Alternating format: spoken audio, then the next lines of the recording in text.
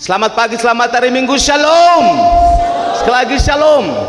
Bapak Ibu Saudara, kita ada pagi ini dalam ibadah penutupan bulan kebangsaan dengan tema yang dikasih umat yang menebarkan sukacita. Karena itu saya memulai renungan hari ini karena omong sukacita. Tolong kasih senyum paling manis sampai kiri kanan yang paling tulus. Kasih tunjuk kita bersukacita. Kasih tunjuk kita bersukacita, tidak sedang patah hati. Kita bersukacita, dan kalau kita setuju di pertengahan ibadah, worship leader hari ini kasih tunjuk bahwa usia tidak menghalangi seseorang. Mama kelihatan lebih muda 15 tahun jadi worship leader. Amin. Karena sukacita itu seperti rusa yang melompat-lompat di dalam hati seseorang. Dan karena itu apapun situasinya tidak bisa menghalangi orang itu untuk menemukan sesuatu yang disebut kebahagiaan khusyuk dengan Tuhan.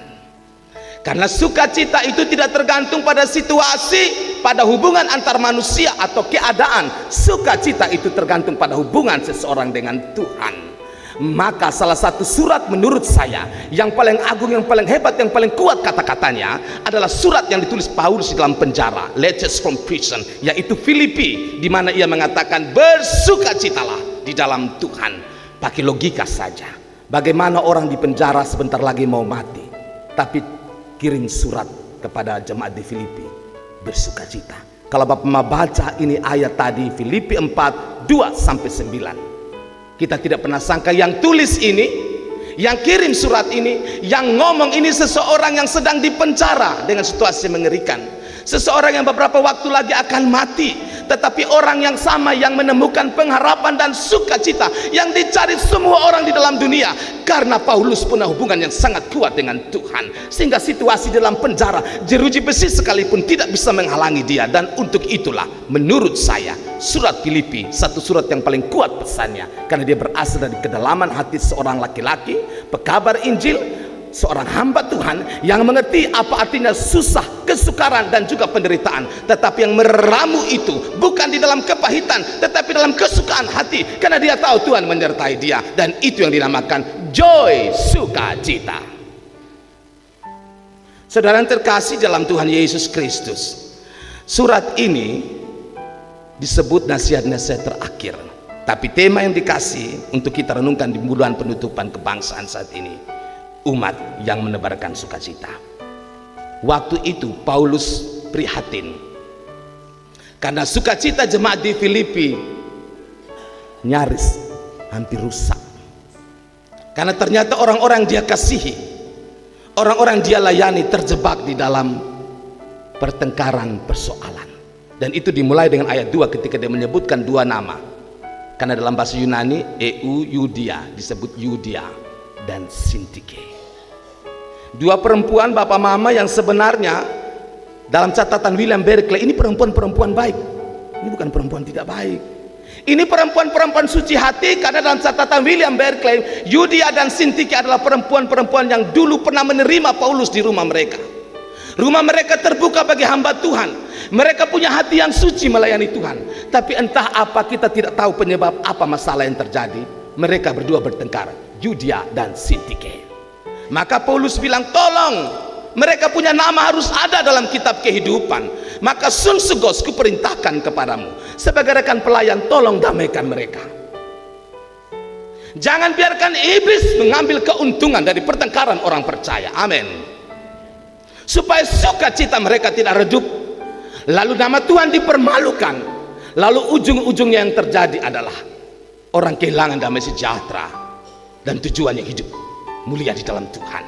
Karena itu Paulus mulai dengan katakan, Yudia ku nasihati dan Sintike ku nasihati supaya sehati sepikir dalam Tuhan. Ada satu kalimat di sini, sehati sepikir dalam Tuhan. Kenapa Paulus nasihat ini?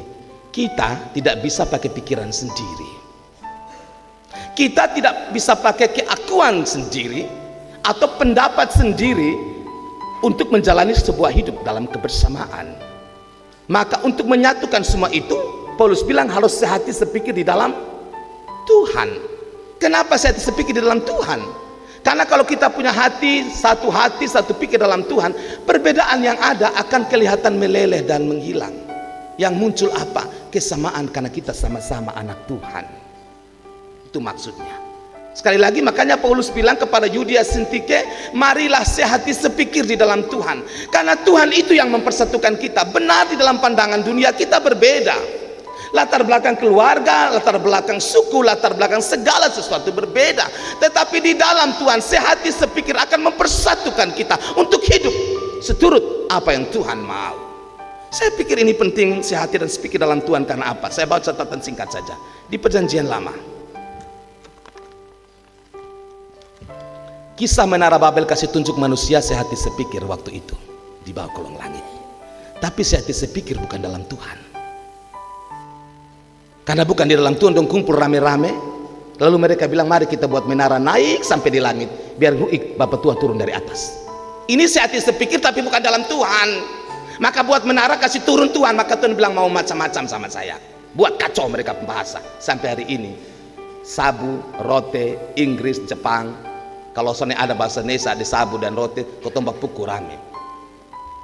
Orang sabu bilang pahat. Kalau kerja bangunan dia bilang, karena orang rote di situ ada orang timur, di situ ada orang Flores, dia bilang pahat. Tapi karena dia naik di atas, bapak tuh yang orang Flores di bawah, dia bilang tolong ambil pahat. Tapi dia bilang tolong ambil paha. Maka bapak tuh helaru ide paha. Dan dia jatuh terguling mati di situ. Nah, karena orang sabu bilang paha. Bukan, dia bilang bukan, tapi orang buka lagi. Buka lagi. Maksudnya dia bilang bukan. Ya ampun. Ya ini hari kita tahu kok pendeta orang sabu yang ngomong. Nah. Jadi orang sabu naik di atas sana kerja bangunan, yang di bawah orang Flores tidak mengerti bahasa sabu. Orang sabu kan tidak sampai ke tujuan kadang-kadang. Tapi orang sabu banyak hebat. Tapi untuk orang sabu dulu lah. Jadi kembali ke cerita tadi, dia bilang tolong ambil pahat, tapi dia bilang tolong ambil paha. Bapak tuh apa yang dia paha? Dia bilang bukan, maksudnya bukan, dia bilang buka, bapak tuh buka. Akhirnya dua jatuh terbanting di situ.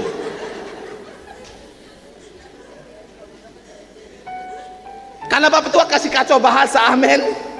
Karena tadi, tapi itu hanya joke ya, bukan orang sabu begitu. Kotong orang sabu juga, I can speak English ya. Jadi jangan begitu ah. Oke, lanjut, itu ceritanya untuk buat kita bersuka cita hari ini. Kembali ya. Jadi di Menara Babel itu orang bersatu, sehati sepikir, tetapi tidak dalam Tuhan. Makanya mau narik menara ke langit, lalu Tuhan kasih kacau bahasa. Itu pertama. Yang kedua, dan catatan Perjanjian Baru, Farisi ahli Taurat, imam-imam agama sehati sepikir. Tapi sehati sepikir apa?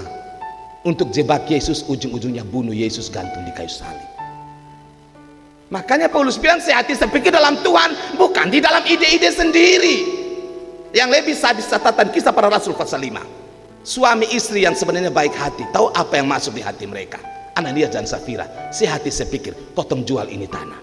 Karena bukan hanya Barnabas seorang yang murah hati. Karena waktu itu Barnabas jual tanahnya, bagi-bagi hasil semua itu kepada semua Kristen jemaat mula-mula. Lalu Ananias dan Safira pun, kotong juga bisa jual ini tanah. Tapi waktu mereka jual, mereka sepikir, kotong coba itu Petrus, katanya dipakai Roh Kudus. Betul.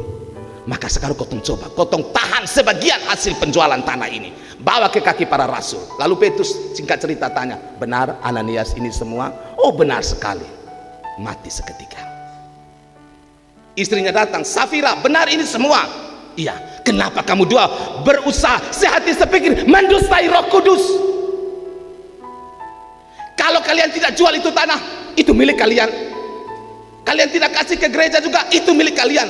Persoalannya bukan pada kemurahan hati kalian, tapi hati yang palsu, sehati sepikir di luar Tuhan.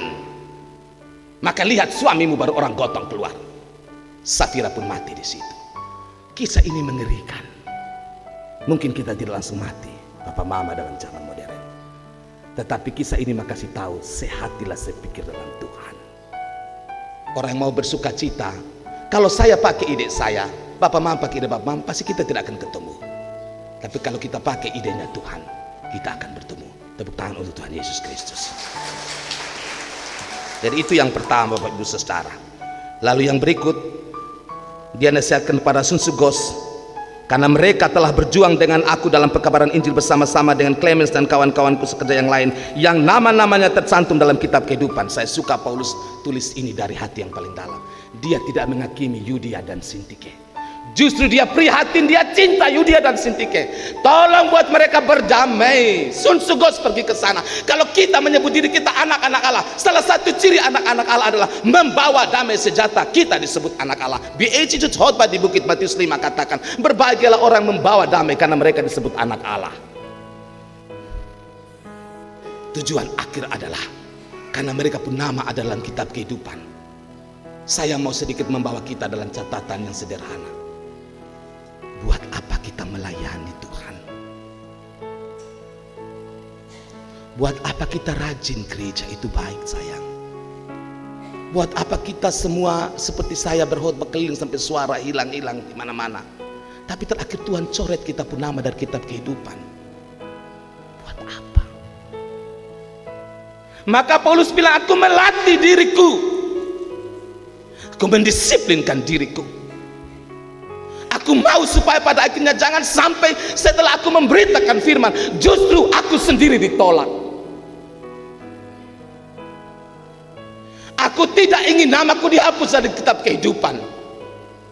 Karena hidup ini pada akhirnya kita ingin bersama Tuhan. Maka Paulus bilang, Sun Sugos, tolong mereka. Mereka berdua perempuan baik. Yudia dan Sintike perempuan baik, pernah menerima saya di rumahnya dalam pelayanan. Jangan sampai pertengkaran itu merusak mereka, lalu nama mereka dicabut dalam kitab kehidupan.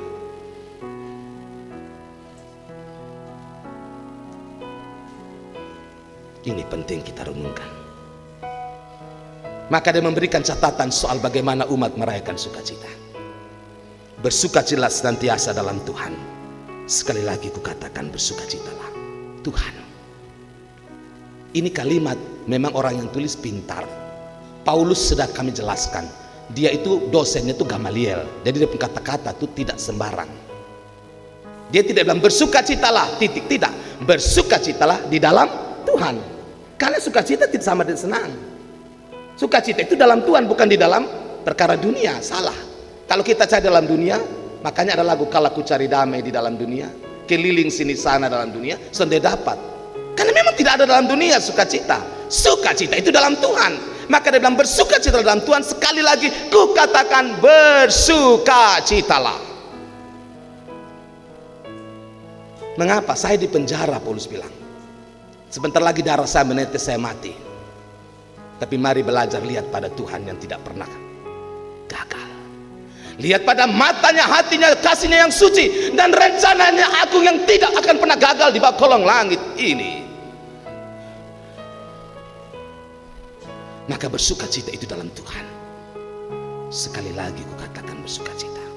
Bapak, mama, dan saya, orang-orang muda yang Tuhan cinta, tidak usah munafik, tidak usah juga sok suci. Dunia ini terlalu indah, sayang. Dunia entertainment, hal-hal di luar sana, hobi dan teman-teman terlalu indah, dan itu bonus yang Tuhan kasih. Tapi maaf, mereka bukan sumber sukacita kita. Tapi kalau kita pikir itu sumber sukacita, silahkan.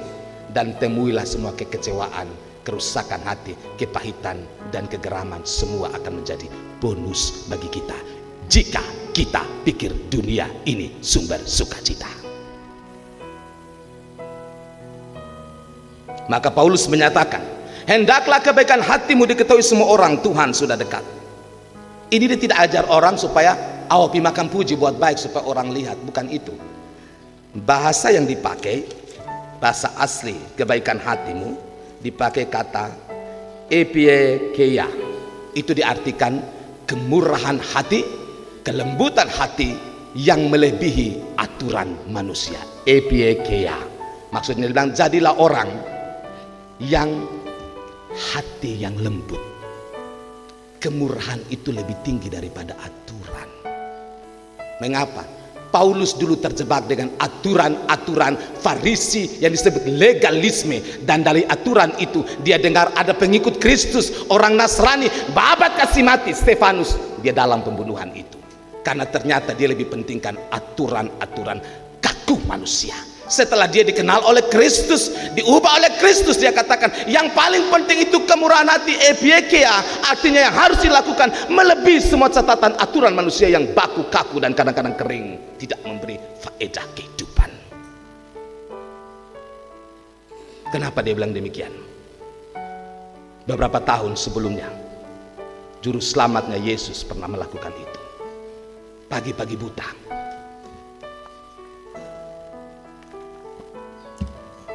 pemimpin-pemimpin agama bawa seorang perempuan hela ru'i di depan Yesus. Kami dapat lihat dia bersundal bersinah. Menurut hukum kami, rajam sampai mati perempuan ini. Di kitab Taurat, imamat ada perempuan bersinah rajam kasih mati.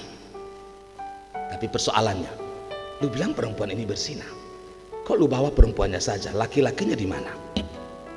Anak kecil juga tahu kok. Bersinah berarti dua orang. Kalau duduk-duduk bersinah, masa sih bersinah? Berarti ada yang laki-laki lain. Mana laki-lakinya? Kenapa lu tidak bawa hidung belang itu? Jangan sampai yang diantara banyak orang itu tuh dia tuh. Tapi bawa ini perempuan, rajam sampai mati. Lalu Yesus memakai epikeia. Sebenarnya yang bisa rajam kasih mati itu Yesus, karena dia suci, tidak punya dosa. Maka dia tulis di tanah. Dia tulis apa? Filipianse dalam Finding God in Unexpected Places, menemukan Tuhan di tempat yang tidak terduga, membantu saya dan saudara. Bilang begini, mungkin waktu Yesus tulis, dia tulis begini: kau yang merajam sekarang juga, siapa tidak tahu malam-malam ada tidur peluk istrinya, tapi pikir perempuan cantik yang muncul di YouTube.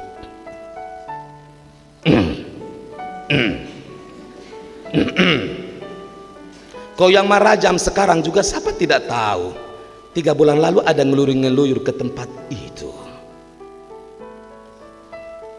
Yang merajam sekarang juga seorang hamba Tuhan besar, tapi siapa tidak tahu kalau lihat perempuan, bahkan perempuan yang memakai rok panjang dengan baju yang begitu sopan, lagi berpikir dan menelanjangi dia bulat-bulat dalam pikirannya. Siapa yang tidak tahu? Allah yang tahu.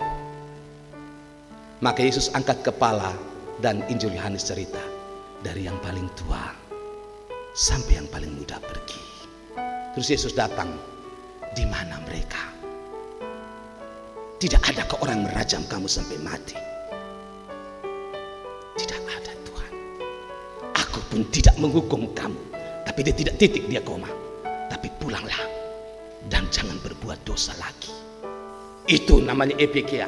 Aku tidak hukum kami, tapi jangan kamu main-main dengan dosa itu. Pulang dan jangan buat dosa lagi. Saya yakin perempuan itu di kemudian hari mungkin diambil suami yang tepat, diambil anak-anak dapat karena kasih Tuhan. Lalu satu hari dia duduk cerita, mari bosan duduk di sini, mama mau cerita. Bosan pikir mama ini perempuan baik, mama jadi baik karena ada epikeia, ada kelembutan hati dari Yesus. Dulu mama mau dirajam sampai mati, tapi mata yang suci, tangan yang suci, hati yang suci itu give me a second chance, memberikan saya kesempatan kedua. Maka jadilah orang Kristen yang punya kebaikan hati, karena kita telah menerima kebaikan dari Tuhan. Amin. Hendaklah kebaikan hatimu diketahui semua orang, kata Paulus, karena Tuhan sudah dekat. Saya sederhanakan arti Tuhan sudah dekat, karena omong kasar begini, karena kau tempuh hari mati juga dekat.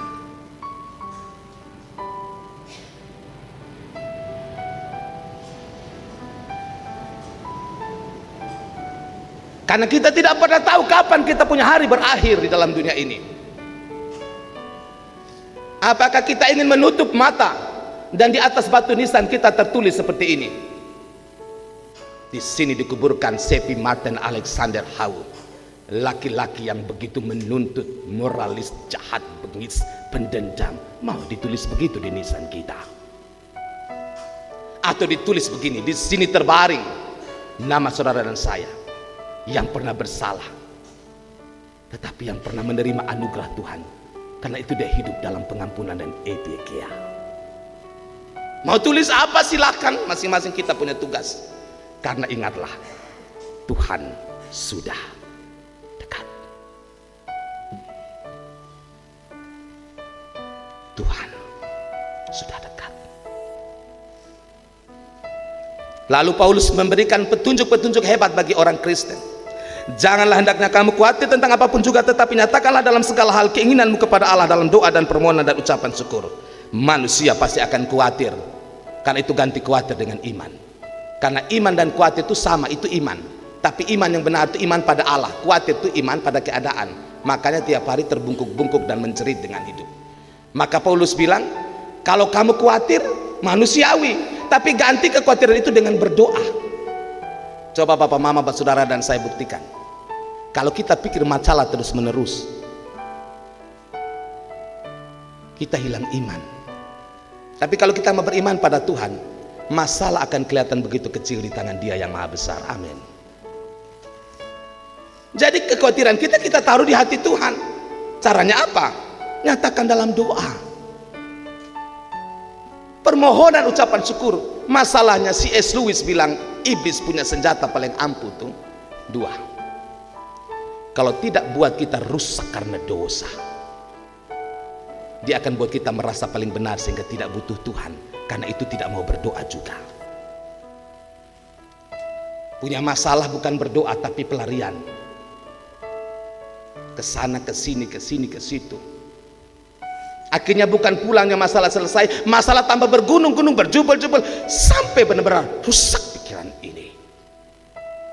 Yang sebenarnya punya masalah berat yang mau dihukum mati itu Paulus, tapi dia ganti kekhawatirannya dengan menaruh harapannya dalam Tuhan, permohonan, iman, dan maksud saya doa dan ucapan syukur. Tapi berapa banyak Kristen menghabiskan waktu, mungkin termasuk saudara dan saya, dengan memikirkan masalah kita tahu kita tidak bisa selesaikan. Anehnya kita tidak minta Dia yang maha hebat menyelesaikan. Terus kita pikul sendiri, kita terbungkuk-bungkuk sendiri, kita menangis sendiri, kita hancur hidup sendiri. Padahal Tuhan bilang, mari kepadaku semua yang letih lesu beban berat, aku memberikan kelegaan kepadamu. Pikul aku yang kupasang dan belajarlah kepadaku, karena aku lemah lembut dan rendah hati, dan jiwamu akan mendapat ketenangan. Tapi kita pikul sendiri. Para penginjil sering buat anekdot begini. Satu orang naik pikul karung beban banyak, naik di atas truk maksud saya, sampai di sana konsepnya naik sudah naik sampai sana. Sebenarnya sampai di sana letakkan itu karung sudah.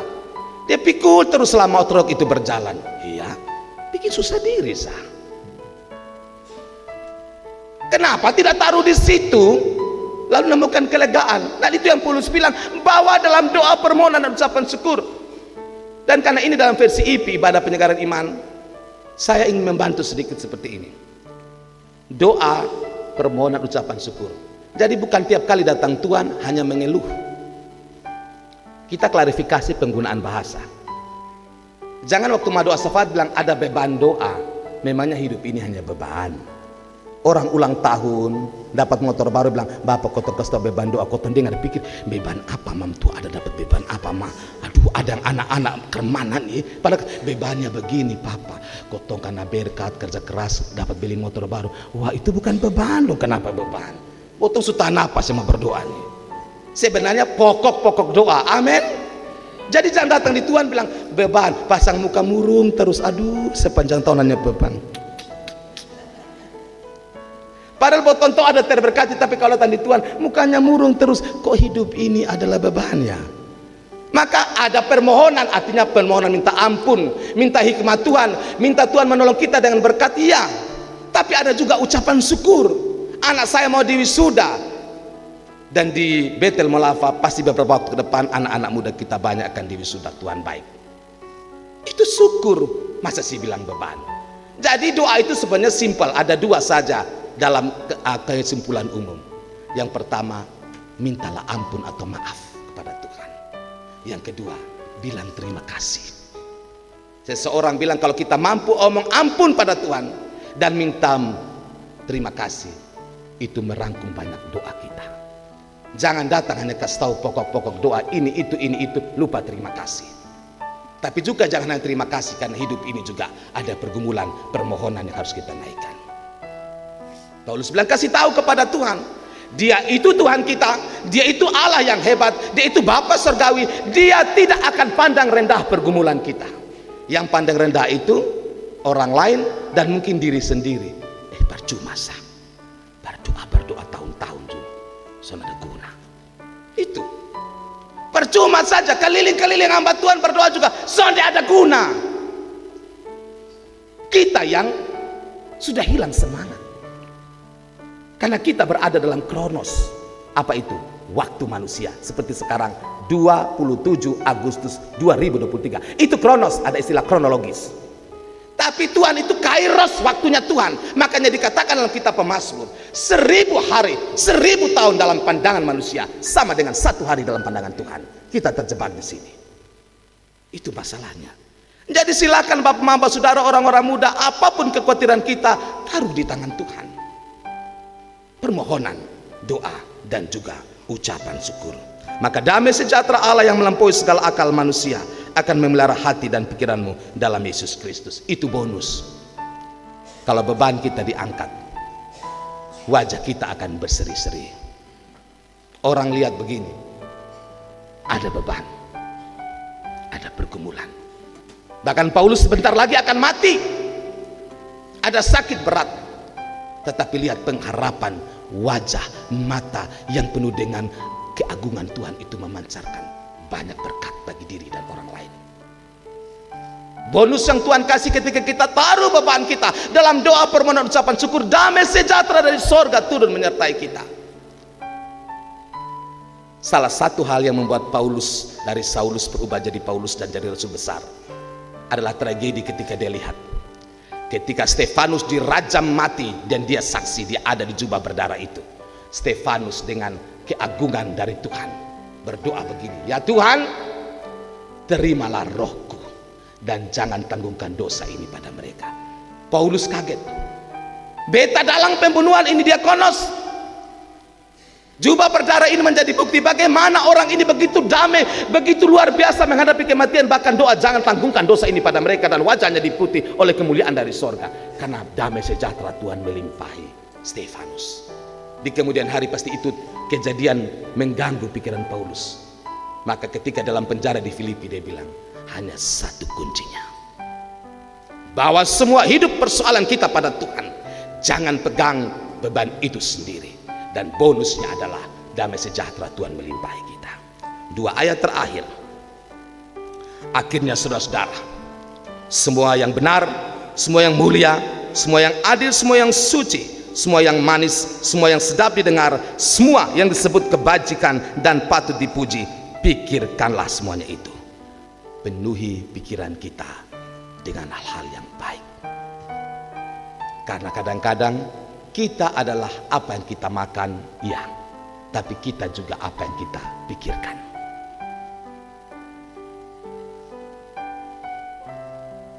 Kain berpikir jahat tentang saudaranya Habel. Lalu Tuhan tegur, kenapa wajah seperti itu? Kain tidak hiraukan, terus berpikir. Puncak dari pikiran yang jahat itu adalah dia ajak Habel karena persembahannya ditolak, dia bunuh saudaranya. Pikiran. Nah, saudara kita yang pernah ada di lapas, di LP yang kami kunjungi, orang-orang baik, suami yang baik, anak muda yang baik, di LP perempuan ibu-ibu yang baik, wanita-wanita yang berdedikasi. Tapi ketika pikiran dipenuhi semua yang jahat, yang benar-benar merusak, bukan yang sedap, mulia, kebajikan, dan seterusnya, maka itu akan berbuahkan kejahatan ketika ada kesempatan. Jadi maksud berpikir di sini yang baik, mulia, berpikir yang jujur, realistis, bukan berpikir positif, ya. Saya perlu klarifikasi. Kadang-kadang kita pakai sistem-sistem sekuler, dunia infotainment bilang sudah berpikir positif. Bahkan ada orang yang bilang begini, termasuk dalam keluarga kami, saya pernah klarifikasi, salah ngomong begitu. Ada masalah besar dan kita tahu masalahnya menggunung, tapi orangnya bilang begini, kalau beta masalah karmana, mas susah karmana, kok beta tuh happy sah. Halo, happy sah. Tapi masalahnya tidak selesaikan. Dia bilang, pokoknya begini, anggap saja sudah ada masalah, happy sah.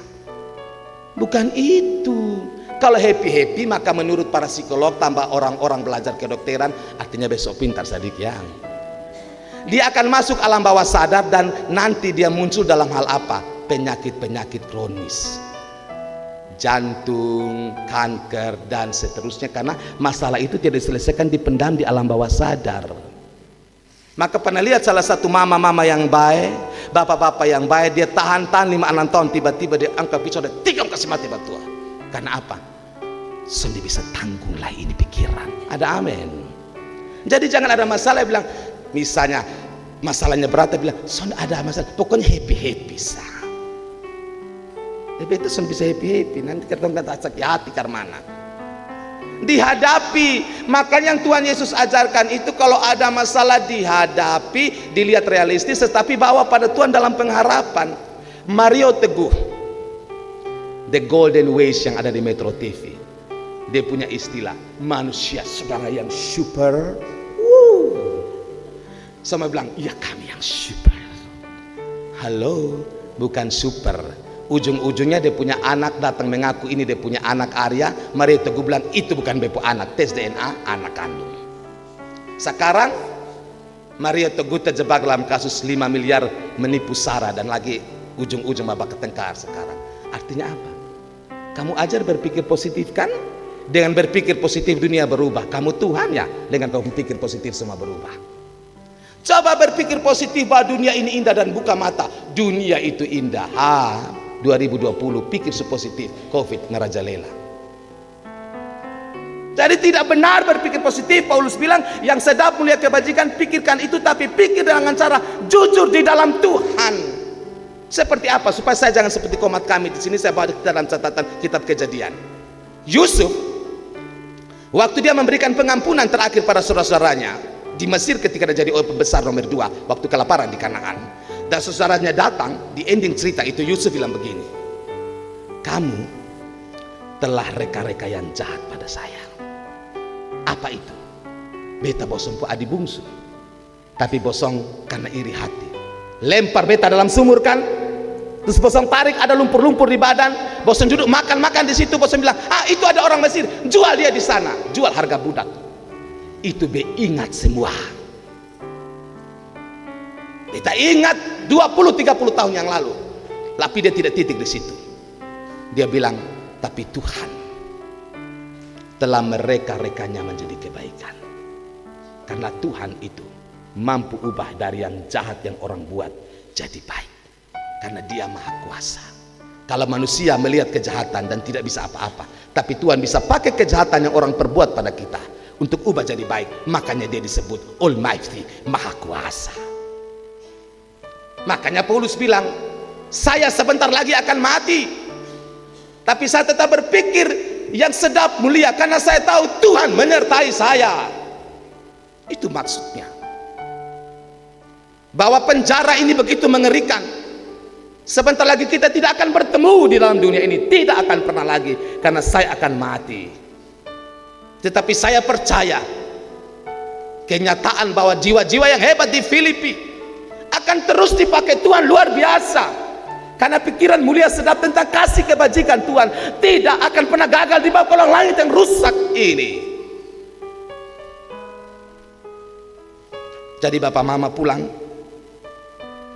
bukan berarti kita asal bicara, tapi kalau ada yang salah di rumah, di tempat kita, klarifikasi, minta omong baik-baik. Kita masukkan di hati, kita pikir, kita berdoa bersama-sama. Daripada itulah hikmat Tuhan, damai Tuhan akan hadir. Ketika seorang suami istri sudah setengah mati, dia maki di situ di depan anak-anak, tempeleng lagi istri lagi, baru suruh mamtua pikir positif, soalnya bisa. Itu sakit hati, itu kata-kata mamtua bawa sampai kubur. Tapi jangan berhenti di situ sayang. Taruhlah kata-kata itu di hati Tuhan. Hari ini dia maki kita, tapi percayalah, esok lusa dia akan tahu kita perempuan paling baik mendampingi dia. Amin mama-mama. Bapak-bapak juga buat seperti itu. Ketika mama-mama tuding ini itu dan seterusnya, itu pasti maka hati. Potong sukarja sampai tabakar di luar sana, panas kering setengah mati. Lusa dia menghargai potong keringat.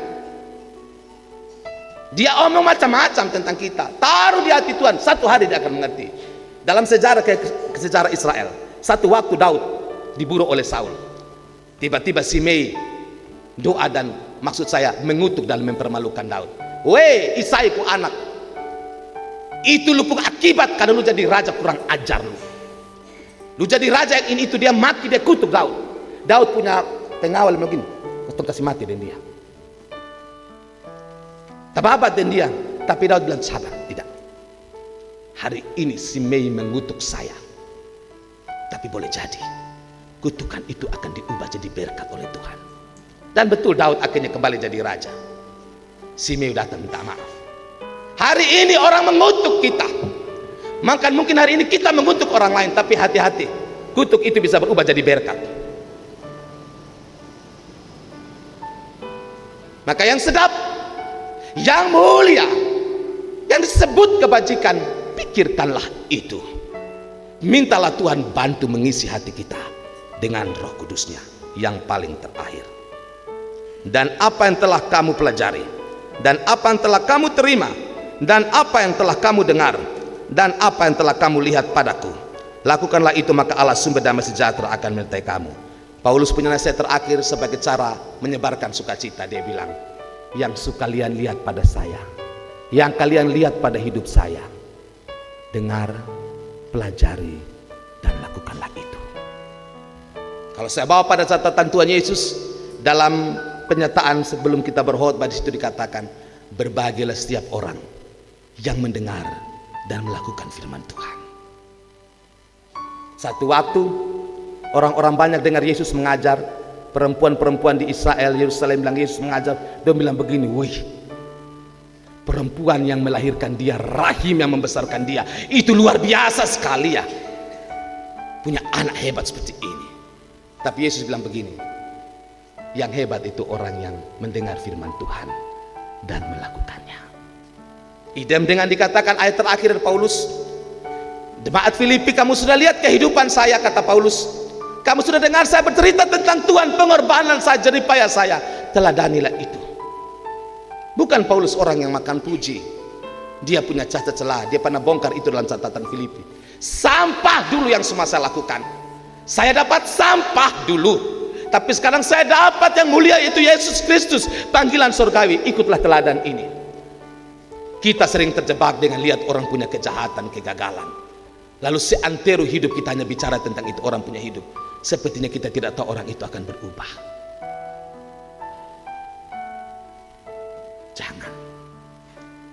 Jangan hanya terjebak dengan lihat orang punya kegagalan, keterbatasan. Satu waktu kalau Tuhan berkasih karunia, orang itu akan berubah. Karena mungkin orang itu termasuk saudara dan saya. Mungkin.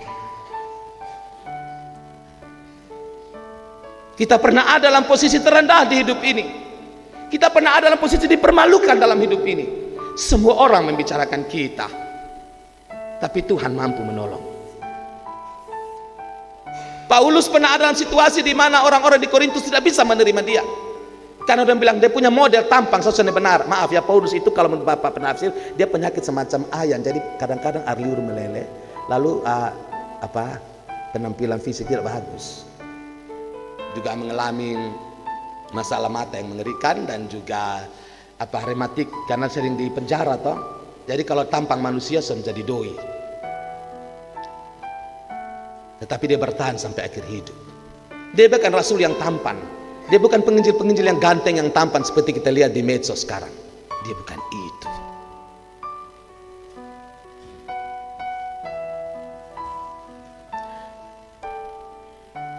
Tapi dia bersama Tuhan. Karena itu dia bilang, jangan lihat dia penampilan, tapi teladanilah hidup saya bersama Tuhan. Jangan lihat Yesus yang di kayu salib, karena Yesaya bilang kalau kita lihat itu dia tertikam, dia hancur, model sudah tidak seperti manusia, seperti binatang, rusak di sana. Tapi lihatlah 2000 tahun kemudian, pertobatan, pemulihan hidup yang berbuah karena Tuhan. Itu yang namanya merawat sukacita. Papa Mama kembalilah nanti ke rumah kita, tugas hidup kita, dan jadilah orang yang bersukacita. Amin.